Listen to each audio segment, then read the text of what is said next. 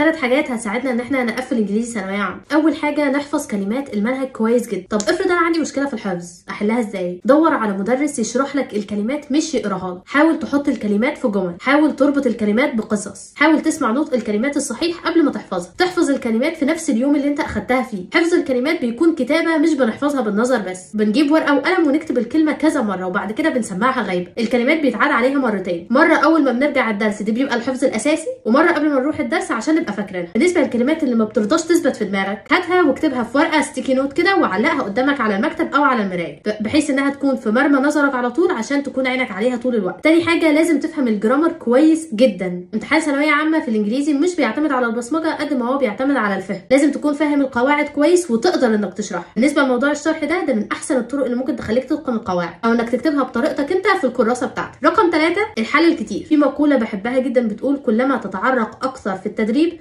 كلما تنزف اقل في الحرب. يعني كل ما هتحل اكتر كل ما هتغلط اقل. ولان الانجليزي ماده مش محتاجه حسابات قوي، فانت ممكن تاخدها معاك طول اليوم، بحيث قبل الدرس او في المواصلات او اي حاجه تقعد تحل كده فيها، وبعد ما تروح تصحح الحل ده. دي حاجه هتفرق معاك في الانجليزي بشكل جذري. وبس كده.